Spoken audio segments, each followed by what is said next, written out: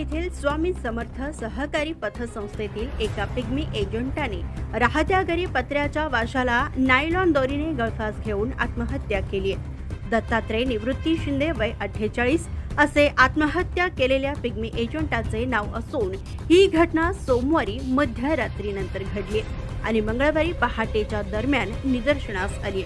मंगळवारी पहाटे पाणी तापायला ठेवण्यासाठी त्यांची पत्नी उठली असता त्यांना पतीचा मृतदेह लटकलेल्या अवस्थेत दिसून आला।